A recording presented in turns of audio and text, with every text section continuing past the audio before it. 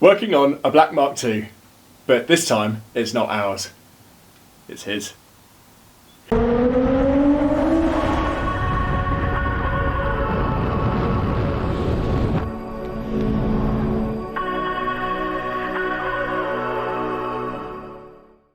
With the club drive event only a matter of days away, Ben and I had spent the entire day welding the sill of my R32 Mk2 Golf ready for MOT after it had been damaged previously, but we still wanted to move the ABF track car forward after establishing the car was straight after the incident on track. First job, the cam belt and water pump. First step is to achieve access, and that is by removing the top timing belt cover, and this is held on by simply one Allen bolt.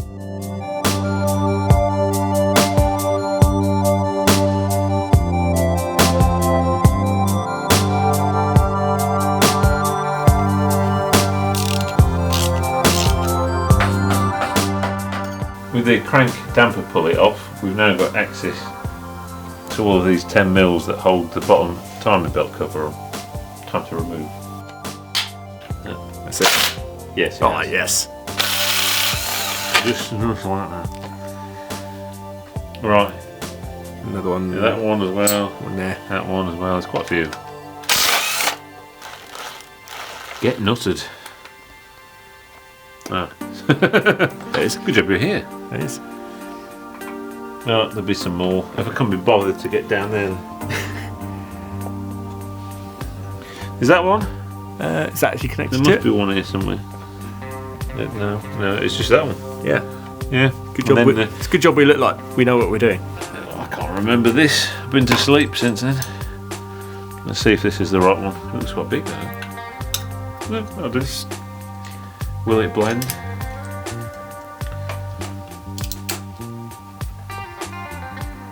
Is it tight? That is tight. Jesus Christ.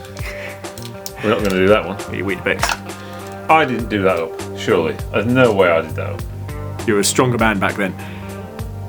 That is cool. Let's try it with this. Let's try it. You never know. Oh my god. You never know. No, not a chance in hell. That is really tight. Next. Hey. Wow. That was Whoever tight. did that, I don't remember doing that up. That was when That you were. is far too tight. That is when you were a stronger, younger man. Or it was someone else. Yeah, I think so. That's crazy. Oh look, oil's coming out. Nah. Funny guy. You won't get that off with this on. Oh yeah. And the next thing, this has to be off to get the. You got to transfer that, haven't you? So. Every tool you're getting out is just getting bigger and bigger. Yeah. This is the. I can't. Well, the reason for this one is because it's going to spin. Yeah. It's the come out. Please come out. Now I'm telling you to come out. The unorthodox approach. Stupid if it works. That's true. Yep. There we go. See? It's just putting a brake on a wheel. Yeah. With a big rubber pad. It's like shoe. Indiana Jones method. So that's not too bad, is it? Really? No. There you go. Then that should just wiggle off. Not even a wiggle. It's probably just because the use is quite low. It's by having high revs, full power mode nearly all the time when it's actually out on a track or something. But Yeah. in terms of miles, it's hardly any.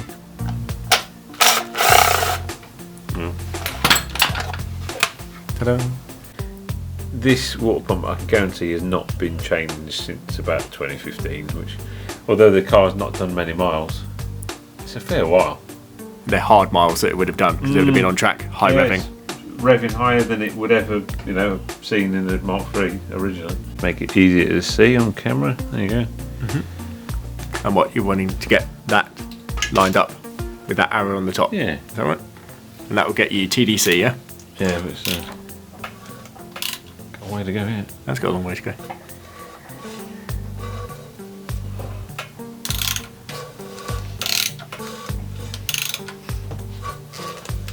That fighting is, you've got compression, isn't it? It's got some compression. Yeah. You can see it bouncing back. Oop, That's the tissue popped out.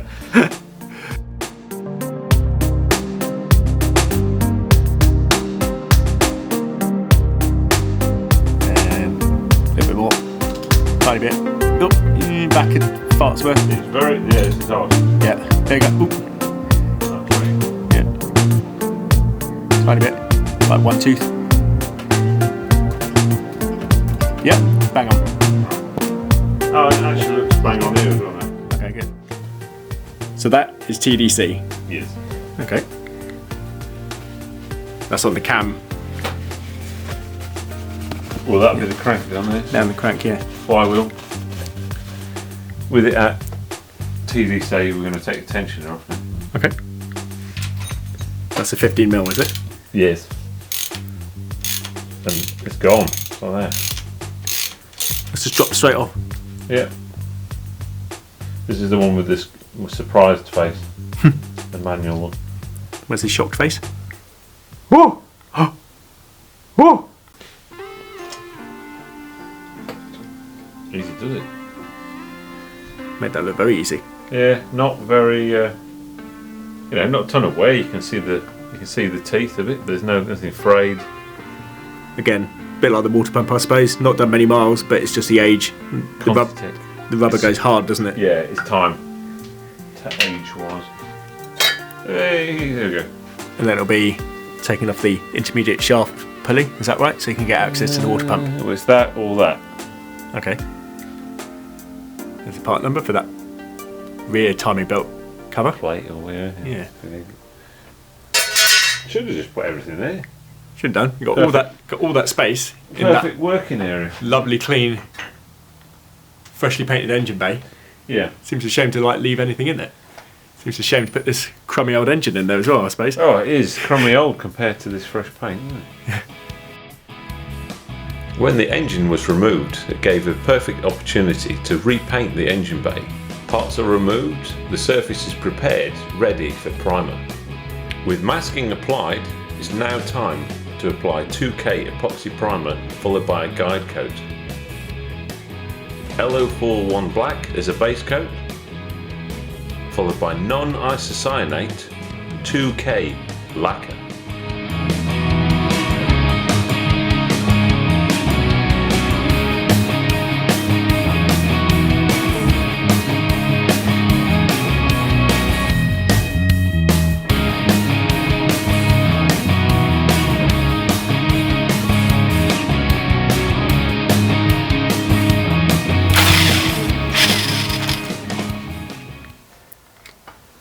And this isn't a timed pulley or No, anything, is it? So the oil pump's not timed like it was in the R32. I reckon it's going to be really hard to remove. Oh, I can see the sweat pouring off you there. Handy little thing there, put it round it like a rope. Yeah, that was good. I can see the pen mark there, where that was done. Oh yeah, So that's why you do pen marks. just to make sure it hasn't moved. Yeah. And has it? Yeah. Oh, good. It's hard to see because it's black Sharpie and it's probably got a bit cooked over the years. It can't be that much in there. I'm just going to catch it with paper. These are used ones, so these have been used for polishing or something. This is going to be famous last words. There can't be that much. Glug. It's like spilling a... It wouldn't be one of Southeast Mk2's video without getting covered in coolant. That is true. Normally over your feet. No, it's not. It's off and there's nothing coming there. That's a gasket there. Yeah, we've got a new one. Have you? Yeah. That's a poor effort. Makes a nice little squeak. You're going to school tomorrow? Yes, you are. Sounds like a sheep. Clean up all the old gasket crap. Yes. A bit of light scraping. A little bit on there. Some more famous YouTube channels would probably taste it. You can always volunteer. No, I'm good. I can just taste the weird pear drop brake cleaner we're using from Lidl. Parkside. Our lovely new water pump from Febby. When I say ours, it's yours. Yeah, water pump. Come from a Febby Bilstein kit.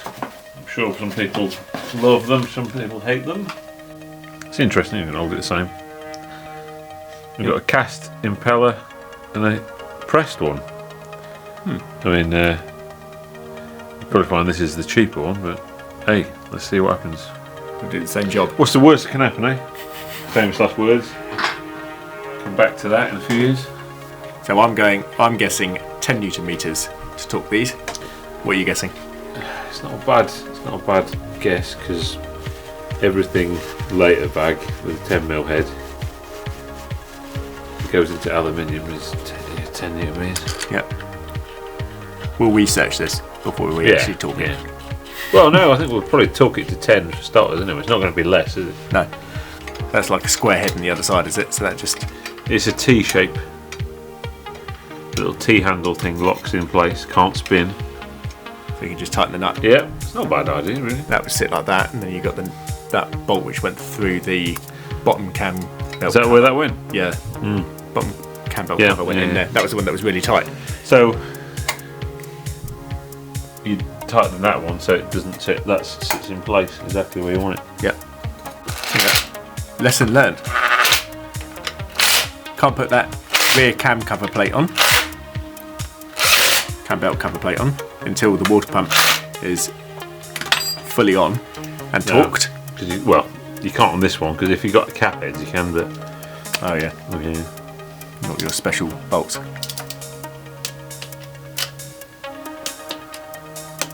So after some scouring of the internet, we have established that the torque settings for the water pump is 10 Newton meters. So we're now just refitting this. 10 Newton meters seems to be most VW Audi water pumps. I'm sure there's some big boy water pump that is bigger, but if it's got these, using a 10mm socket to do it up, it's probably 10 Newton meters. Yeah. So now you're fitting this back plate for the cam belt cover. Yes. And you painted that in the past. Yeah. And I'm going to guess it's one of the Simon's paints for wheels. Probably what I would have had at the time. Lasted well though. Looks although it wouldn't really have had any sort of wear on it really. It's just well, if it was going to go rusty, it would have, I think. Yeah. It's still set at 10. There you go. That's it, 10. Here we go. We're about to do another It's Not Stupid If It Works. We've wrapped the old cam belt around the intermediate sprocket, sort of backed around the crank pulley. On the smooth side, isn't it? On the smooth side, yeah. And then just sort of holding it around the water pump and to try and torque to 65 Newton meters. It's got a good wrap there, and it's probably, might even be locking together, Yeah. See? Yeah. So, all it can do is pull tight. Is it? See, and that should work, hopefully. Oh, bloody it. There you go. There you go. Nice. Works. Whoa. Childish humour. I still find that funny. There's no lip on these, there's a lip here. And Okay. similarly, when you go to do these, you've got a big lip on there. So Yeah. we put it, the Gates Power Grip. Let's put that on there. It's essential you put the writing where that is. No, it's not really. But we'll get it over the lip. And then it should Sort of almost like goes into place, does it?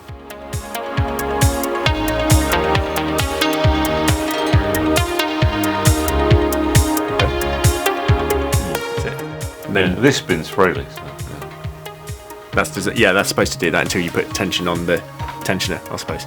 you tighten it up in a position where it's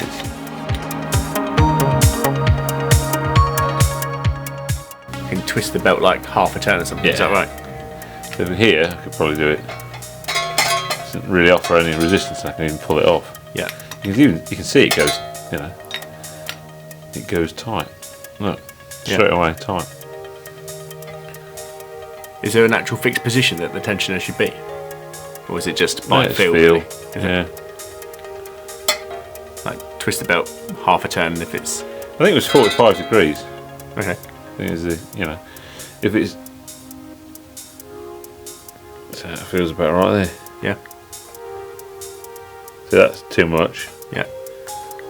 Not enough. Yeah.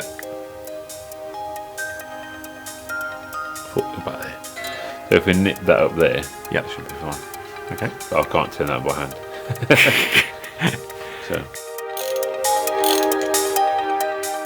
So with that at the desired sort of tension, Yes. now talk to 45 Newton meters. Oh, we were right there.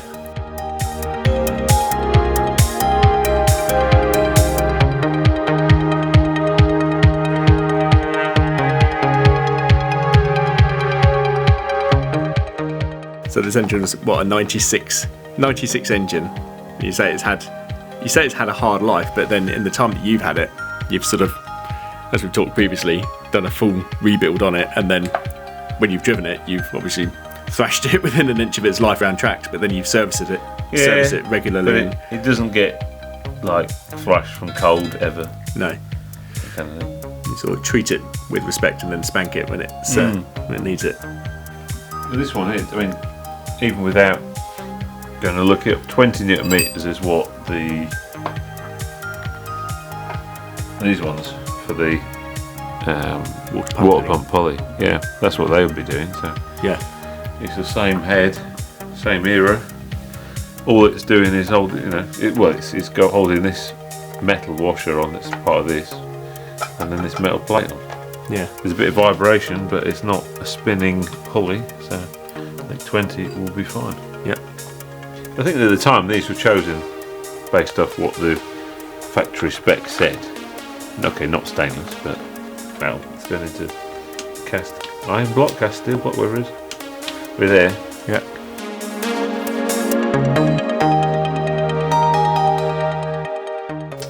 So we're talking this up to 20 Newton meters, this one. That's an OEM vibration damper, is it? It's a hard working one. It is. Still got most of it's rubber. Suppose you haven't gone for a fluid damper. Too much money. Not rich. Not like you. Well, it's just because I was fed up of replacing these crank pulleys because the harmonic bit on mine kept perishing, and then the thing just wobbled like crazy. It was not good. I mean, whoever made these made them exactly for these. This was a ABF shiny bulk kit.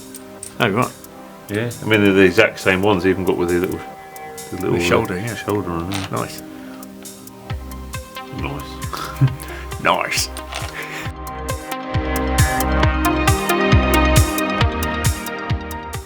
Now to get the auxiliary belt on, the alternator tension is basically spring loaded. You push the alternator down, a fair bit of force, that provides slack, and you just slip the belt on, and then once you release the alternator, it provides the tension on the belt. We put it around the crank and then the alternator, and then all we've got to do left is slip it over this one with that shoulder on it. This is the one from the 8 valve 2 litre Mark 3. Okay. And you need it, well, an ABF alternator is up here. Right, yeah. And when you've got twin carbs or throttle bodies, you want all the clearance. So that's why the 2 litre 8 valve one is ideal. Makes sense. Well, final step in the cam belt and water pump replacement. Cam belt cover upper. Let me get this on. Fiddly bit. These are, I tell you what, these are real pain on a 20 valve. There you go, that's it. It's just one bolt. Up, yeah. It's actually a bit too. There you go. Lines up nice now. And just the one bolt at the back. Yep. I think this was the exact first step of the start of the video. It was like a Haynes manual, isn't it? Which is reversal. Yeah. No, what is it? Removal is. No. Oh, it's refit, isn't it? Refit is the reverse of removal. That's right. I have to say, I love how nuts this car is and how nuts this engine is. I know we talked about it a little bit in our previous video, but it is amazing. It's hard to explain when you start because there's so many different bits on it. And the car in general, like we've got over there, got the Peugeot power steering pump, we've got a Honda radiator, Ford coil pack, but on here, engine and gearbox, we've got a manifold from a German Mark III, we've got a ABF from a UK Mark III 16 valve, so we had the alternator from the 2 litre 8 valve, we've got a 1.8 KR intake welded to a Toyota intake. We've got a Mark IV or Beetle non-20 valve turbo, non-turbo 20 valve gearbox. We've got the shift tower from like a TT. We've got the Seat cable clutch. We've got this, which is from either a Seat or it was a Golf Synchro of some form, because it has the attachment for a cable clutch. We've got a Golf Mk2 front engine mount bracket. No one ever uses the Golf Mk2 one because it doesn't work on a Mk2 crossmember. It's because I use a Corrado VR crossmember, which works perfect and never cracks, which is what a lot of them do, and they have to be welded. So yeah, when you try and talk about this engine, it does go off on a tangent. But there's all the bits inside the head that are from America and Germany. We've got CNC blanking plates, CNC work here. It just goes on. Homebrew brackets and vacuum manifolds. We've got a Polo short stumpy oil filter, or Lupo GTI one. So we're going to fit your newly painted and got your new bush in the wishbone, and that is going to go in the subframe. So you chose a TT bush. Why is that? Compliant. Okay. It's supposed to be the best of the OEM VAG range. Right. So it fits nicely in apparently a Mk2 wishbone, but we've got Mk3 VR wishbones here. Yeah. So yeah, instead of the poly ones are said to oval eventually. So the insert, I suppose, creates an oval over time. Yeah. But the ones I used to have was the sort of rose joint ones, but we've gone one step backwards from motorsport to the best of the factory range. Oh, right. So that just gives you that little bit more sort of compliance, as you called it, where it's not so bone jarring. Is that the idea? Is it? If I can tell the difference, I'll let you know. But it's a well-made thing, and it should do the job. Good. Really. We've still got polys at the front, now covered in nice grey paint. Let's bung it in, as I say. Let's see how difficult this is going to be to get in. It used to be a bit of a pain. Oh, hang on. Why is that so suspicious when something goes so well? But I'll accept that. And I have to move my bit of wiggling and we're in. Look at that. That was far too easy. So that's like a how to fit a wishbone in a subframe. when you're not really putting much effort in. We've got new bolts. Oh yeah, of course we have. Look at that, beautiful. I don't know where the other ones went. Yeah. Probably in your box of bolt. No, not win. in there actually. I found one from a Mk3. It was a bit black and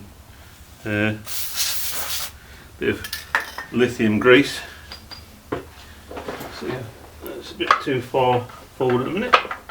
Actually went in too far. Yeah. What torque does that go up to? Just by fingers, I think it'll do. No, I'm joking. Is it I can't remember, but we'll FT? put it now. There'll be a value, but put it in for now. Yeah. And then we can talk it up when it's on the car properly. Okay. Great. That's going in nicely, so the threads are good. So, yeah, very good. That's gone in easy. Nice. The steering arm that was fitted to the car was the one that was involved in the off-track incident. So here it is, a little bit misshapen. We straightened it out on the day. It's now time to fit a new one. Here we can see old versus new in the same orientation. I think they're even the same brand. Must like top brand. And a new pack of grease.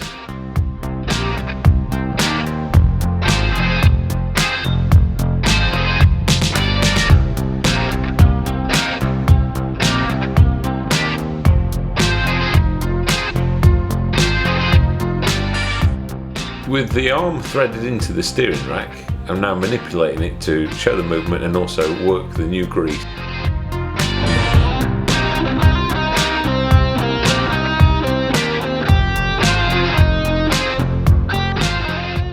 32mm spanner is required to nip this one up.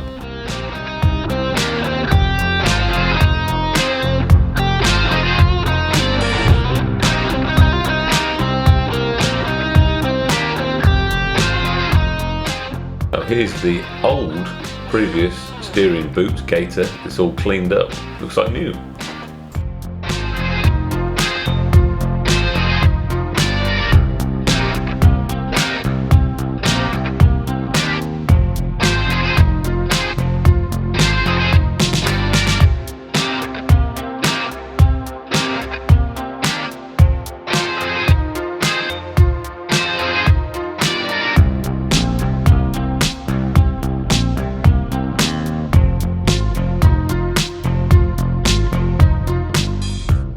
So you want to attach the boot at the rack end, not when it's fully stretched. So I've attached the UJ, so I can just wind it in a bit.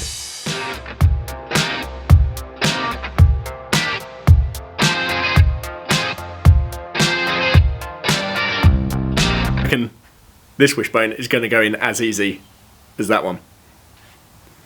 Well, they never, the previous lot never went in and out as easy though. There's for the new steering track rod.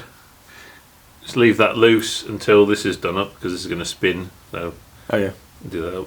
Yes, cable ties, but it works. They hold the world together. It does. Let's try it. Oh dear. I reckon your subframe's bent. That's what it is. You need to. You need to be. We've already done the measure. Just to, that's not where the bolt goes, but it's just for now. Yeah, just locate it.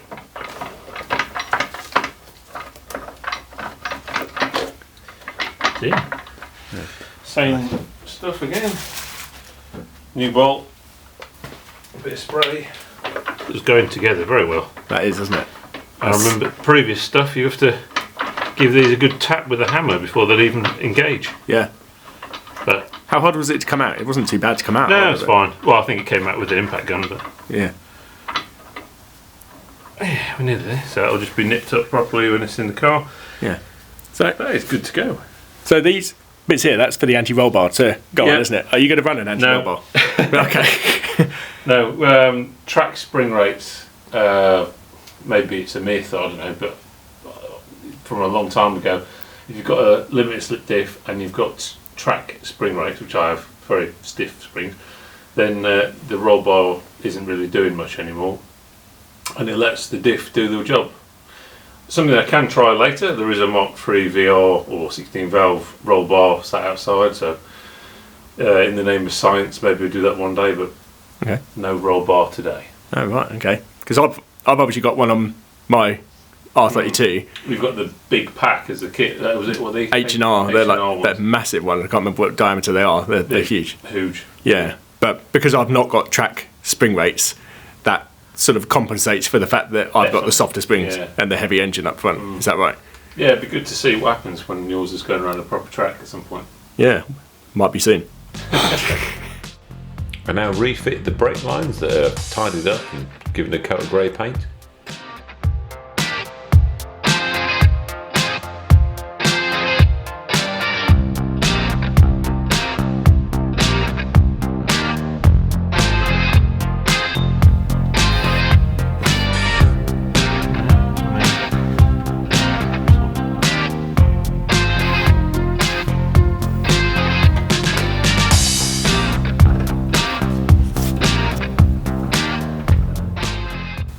Universal joint from a Mark III, because I've got a Mark III steering rack. I think the splines might be different on a Mark III to Mark II, but this bit will still join to the Mark II steering column. There's your Mark II power steering boot, and that'll go in there. It has to be inside. That's the best way to, if you start that halfway, it's the best way to fit. That'll make installing easy. And then, what else we got? This bit joins the two halves together with the column, and then we've got this 13mm, there's 13, and that'll go through to this one where there's a thread, Oh yeah, okay. So that'll pinch that together. Right, and that goes onto the spline from the steering column. Right. All 13mm, let's go. Because while this is, as soon as that's in there, that can slide up and down. And then you've got the movement to put it on there. Yeah, yeah, that's it.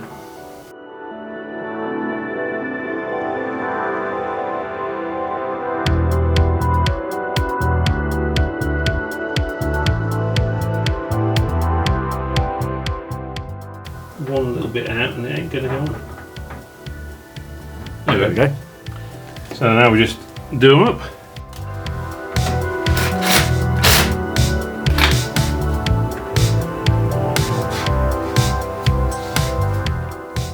And we've not done the subframe bolts up until this bit's done because it just gives you that extra movement. Yep. Don't think it matters which way around this goes actually, this one. Looks pretty symmetrical. It is. And it goes into the back, is that right? Yeah. And then you put the nuts on there, yeah, that makes sense. Well, you could do it around the other way. You'd just be fighting with it. Yeah, well, I'm going to be able to do them up from this side then. Yep. And then that'll just leave the boots to put on. Which will be easier when the subframe's up. Because it's not a stretch.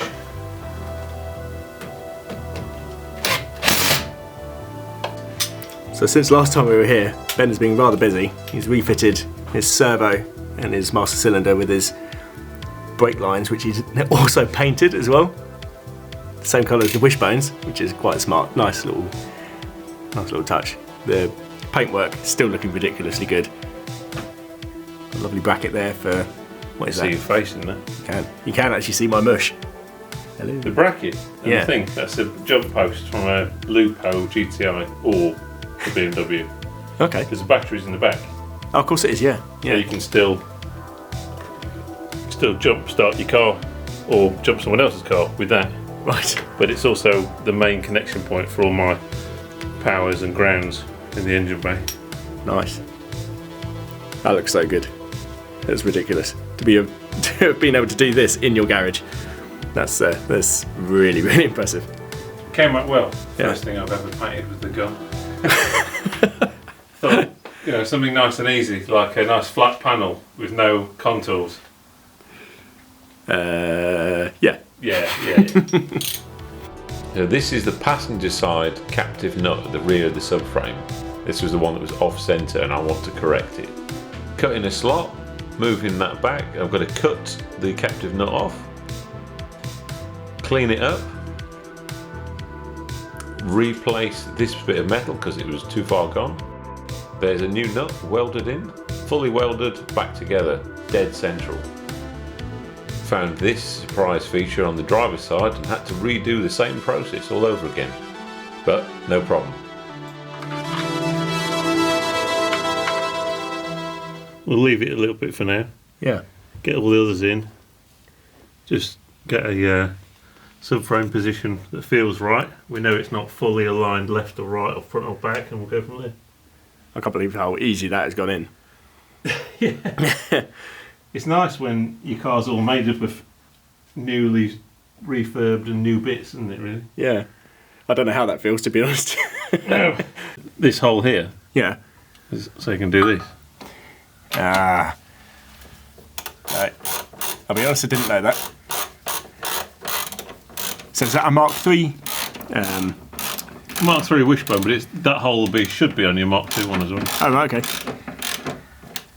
So we'll not to the other side now. So the idea for that is that you can remove the subframe with wishbones attached if you wanted to, rather than if you needed to change the wishbones, then you can just change the bolt there and there and remove it. But Well, let's think in the factory, it probably goes in all as one. yeah, So wishbones attached, probably with shocks and springs as well. yeah, that's true. And then some robot will just come up there with all four up at once and away it goes. It is funny when you're looking at the car from this angle and you're just seeing this ridiculous chassis leg. It's like liquid, that paint. It's like a waterfall. Not that it's run, that's not what I'm saying. Oh, there were a few of those, you know. I'm not having it that this is going to line up as well straight away, because this is just going to make every Mark II Golf owner really cross.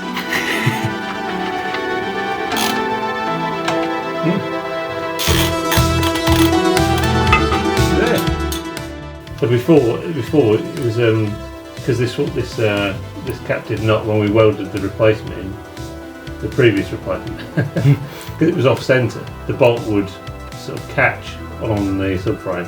That's it's right. now dead centre, which is good. Excellent. So just have a little visual check and go from there. The last video on this car, you had that sort of difference, didn't you, on the sides of where it was mounting onto the chassis. Yeah. Where it had that sort of, it was almost like a lip, wasn't it? It had a step. Oh, that was on the passenger side. Yeah. And, yeah, I'll grab that off. Okay. Yeah, it's gone.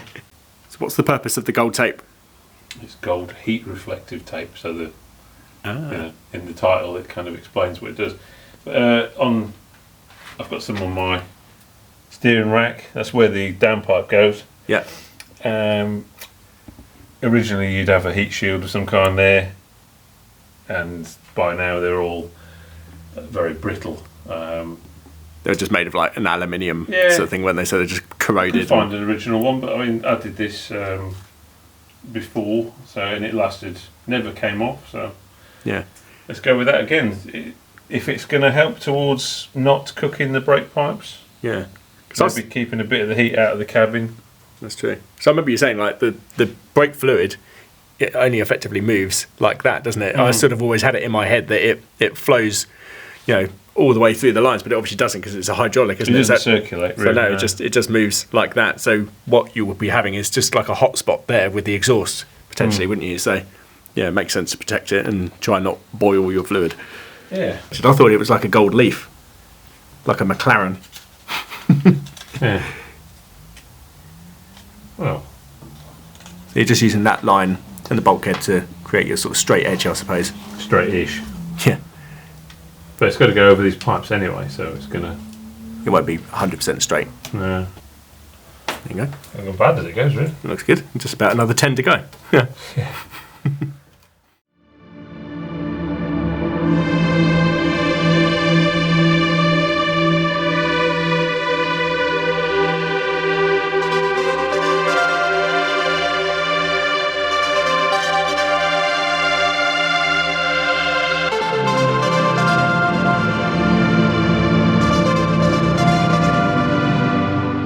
Refit the tarted up electro-hydraulic power steering pump. And that's from a Peugeot 106, isn't it? 106 Saxo. It's a dumb little pump, but it does a job. And that's what that bracket was for. Yes.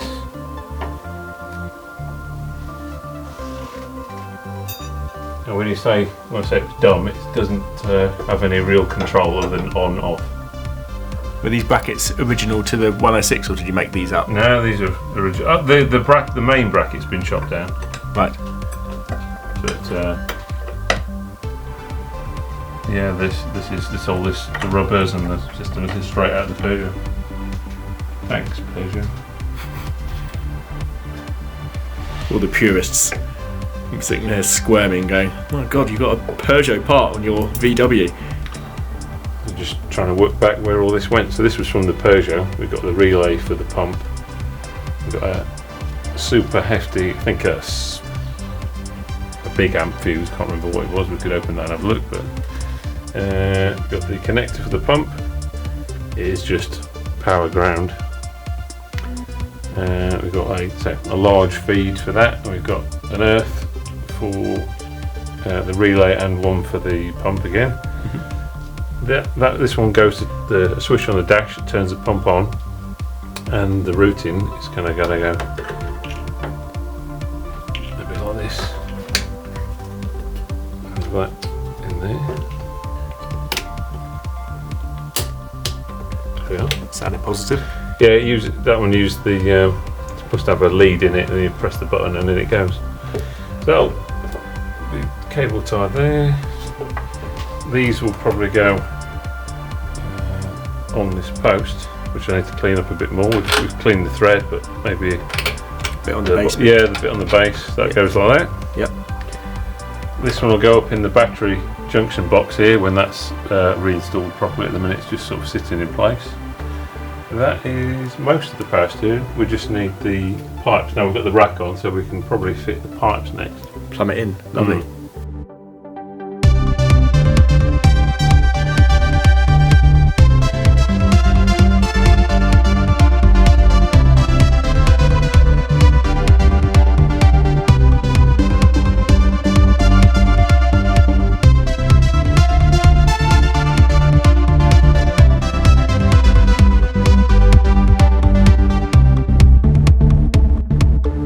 We're now going to connect the power steering pumps properly. We've got the feed high pressure out, we've got the return here, and we're going to connect them to the rack at this end.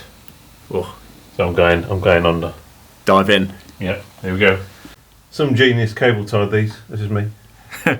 This one's got more because it's a flexible one. Yeah.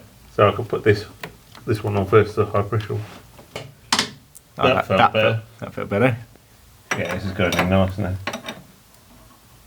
I didn't have the angle of being able to turn it like what you're doing, where you're sort of going up in front of the bulkhead. I didn't have that. Why not? I don't know. Why? Because I'm a novice. I'm going to support my neck. Yeah, the head's really... I've not got F1 driver neck muscles. That's what I was saying. Like when I used to do stuff at the gym, that was a very long time ago. Really? Yeah, I know. Well, you used to be hench in a Formula 1. Well, no, not really. Just a bit less fat. I might have a little break for my head. Unless someone's got a pillow. So this is a block of wood, actually. That's right. That's normally what you'd have when you've stumbled in off a night out. How did you get splinters in your head? Well, yeah, this is where I was just getting frustrated. And if I remember, I did mine in like June, and it was boiling hot. I was just sweating buckets under the car. It was a hot night in June. Flaming June.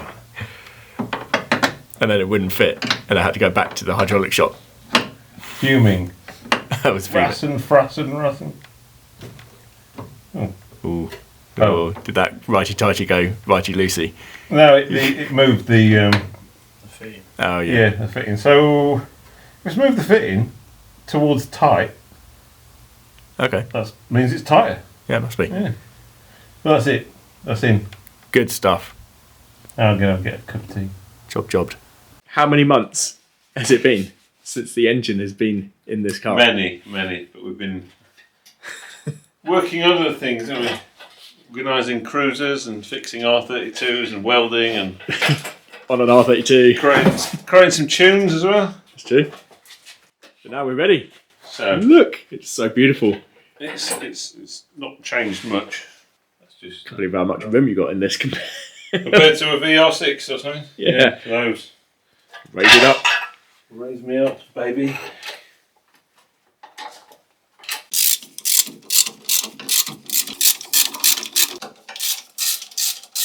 Work of art. Ish. As we say, keep joking, it's a stroke car. Not a stroke car, a strack car. So that's me, Strack. Strack. Yeah. Show track car. So let's come back this way a bit, yeah. What for? That engine mount? Yeah, for the gearbox mount. One. It's the kind of tool you need, a nice long tool. That's ridiculous. But from here, without straining your back, we're on. That's crazy. I think I used about 3 extensions to get to. Literally, no real effort, not straining my back. And for now, that'll do because we'll do them up tight when the front one's in as well. Yeah, it's a different way that I've seen this being done, but. So we just leave. Get the other side in, stitch and Yeah, this is just so I can leave it sitting there, not have to have it supported on a jack or By a crane. Bit of a momentous occasion in. You're going to take the engine crane off. First time in what? When was it taken out of the engine? It was like. a good few months, I think. It's like October, wasn't it? Yeah. And we're now end of April, very nearly May. Wow. Yes, right, let's do it. Let's go for it. That's what you send the apprentice to get, the skyhook. That's it. It can come out. Frame is not actually needed anymore. Go in the shed. Right. Gorgeous. Look at that. That's so good. Right, until next time. So glad to be at this point where most of it's back together. What started off, if you might have seen in the previous video with this car, is the post-crash investigation. We turned out into be, that was just bolt-on things were bent, so wishbone, steering rod, everything else is fine. And then while the engine was out, so one of the things needed doing, engine out, doing the measuring, needed a cam belt change as well, water pump, and that great big empty engine bay, great time to do a bit of beautification. So freshly painted bay, but then if you've got the engine bay repainted, everything else becomes the weak link. So the original coolant hose, crusty, rusty, have to be replaced. Otherwise it just looks out of place. But look how good that looks. Tidied up brackets, bits and bobs painted black and grey, servo, new clips, even the brake pipes got painted. Looks a lot better for it. I'll do the underside of the bonnet another time. We've got the bumper to do next. Oh, so what's up with the bumper? Just all the paint to come off it? Yeah, it wasn't a Volkswagen painted bumper anyway. It was from I think a big bumper kit in about 2004. It's held up until around about the last few years, and then bits just flake off. So there's not much paint left on the front, but back one's fine. That's going to be repainted in here, so we need to cut the car out. So it's good to be at this point on four wheels again. One thing we have got to do is just pop the old grille back on, which I'm sure somewhere is a proper VAC one. Look at that. Oh yeah, nice. So it means it's got the correct kind of curvature. I think the pattern ones are usually a bit too flat and they look a bit weird. So that's going to go on. Yeah, and the VW badge sits just in front of the intake air temp sensor, right in front of the intake. That's a nice nerdy little thing. It is a bit nerdy. Yeah.